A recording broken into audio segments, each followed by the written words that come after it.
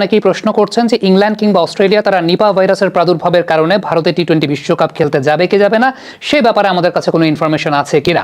প্রথমত একটা বিষয় বলি, সেটা হচ্ছে এখন পর্যন্ত কিন্তু কোনো অফিসিয়াল ডিক্লারেশন কারো কাছ থেকে কোনো কিছু আসেনি, না সেটা ইংলিশ ক্রিকেট বোর্ড না সেটা অস্ট্রেলিয়ান ক্রিকেট বোর্ড, এরকম কোনো অফিসিয়াল ডিক্লারেশন এখন পর্যন্ত আমরা পাই নাই। বিভিন্ন সোর্সে এরকম কথা হচ্ছে যে ইংল্যান্ড পরামর্শ দিচ্ছে ভারত থেকে টি-20 বিশ্বকাপ ছড়িয়ে নেওয়ার জন্য, বাট অফিসিয়াল এরকম কোনো খবর আমরা এখন পর্যন্ত পাই নাই।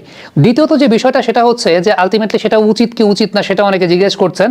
ভাইরাসের বিষয়ে আমি অভিজ্ঞ কেউ না, বা ভাইরাসের বিষয়ে আমি এক্সপার্ট কেউ না যে আমি এই জায়গাটায় মন্তব্য ব্যক্ত করব।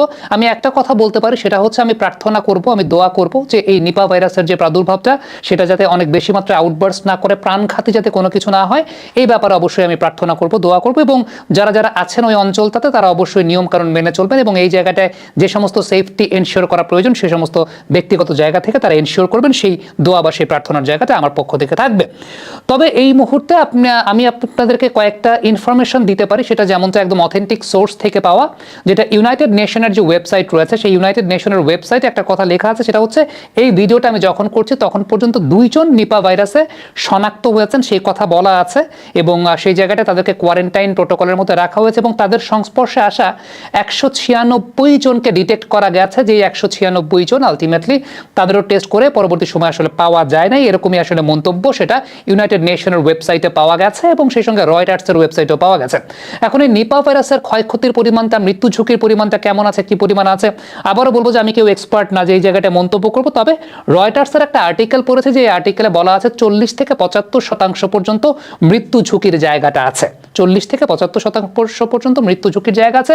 কিন্তু এটা আসলে কারেন্টলি কোন স্টেজে আছে, কি অবস্থাতে আছে, এটা ছড়ালে কতটুকু ছড়াতে পারে, কি ভাবে এটা মানুষের সংস্পর্শে আসতে পারে, সংস্পর্শে আসলে সেটা মহামারী আকারে কতটুকু ধারণ করতে পারে, এই ব্যাপারে আমি এক্সপার্ট কেউ না, আমি এই ব্যাপারে কোনো কিছুই জানি না, সুতরাং এই ব্যাপারে কোনো কিছু বলতে পারবো না। বিভিন্ন সোর্স, বিভিন্ন নিউজে বিভিন্ন কিছু বলা হচ্ছে, বিভিন্ন কিছু অনেকে বলার চেষ্টা করছেন, কিন্তু সত্যি কথা বলতে অথেন্টিক কোনো সোর্স যদি কখনো না পাই সেক্ষেত্রে তো আসলে যদি কোনো মন্তব্য করে দিই সেটা একটা আনফেয়ার বিষয় হয়ে যাবে। এই মুহূর্তে এই ভিডিওটা যতক্ষণ পর্যন্ত করছি Australian cricket board, English cricket board থেকে এরকম কোনো কিছুই এখন পর্যন্ত বলা হয়নি। হ্যাঁ, একটা নিউজ আর্টিকেল পড়ছিলাম যেখানে এবিসি নিউজ, অস্ট্রেলিয়ান নিউজ, সেখানে একটা বিষয় বলা হচ্ছিল, তাদের যিনি এই মুহূর্তে স্বাস্থ্যমন্ত্রী আছেন তিনি বলেছেন যে তিনি এই বিষয়টা পর্যবেক্ষণ করছেন, নিপা ভাইরাসের এই ইস্যুটা তিনি পর্যবেক্ষণ করছেন।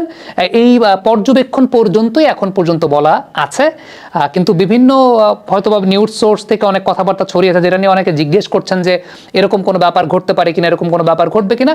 এখন পর্যন্ত তো আসলে এরকম কোনো অথেন্টিক সোর্স থেকে কোনো কিছু পাওয়া যায় না, সো সেই মন্তব্যটা আসলে কিভাবে ব্যক্ত করতে পারে। এখন উচিত কি উচিত না সরিয়ে নেওয়াটা সেটাও বলতে পারবো না, কারণটা হচ্ছে যে ভাইরাস নিয়ে আমি এক্সপার্ট কেউ না। বাট এখন পর্যন্ত রয়টার্স কিংবা ইউনাইটেড নেশনের ওয়েবসাইটে যে সমস্ত কথাবার্তাগুলো লেখা ছিল সেগুলো আপনাদের সঙ্গে শেয়ার করলাম। দিন শেষে আবারও বলবো যে কোনো ভাইরাস, যে কোনো মহামারী, সেটা ব্যক্তিগত জায়গা থেকে কখনোই আমরা অন্য কারো ব্যক্তিগত ক্ষতি তো অবশ্যই চাইতে পারি না। এটা কখনোই, এটা আমাদের কার্টেসি, আমাদের সৌজন্যতা, আমাদের মানবতা, আমাদের ধর্ম কখনোই এই বিষয়টা আমাদেরকে সাপোর্ট করে না।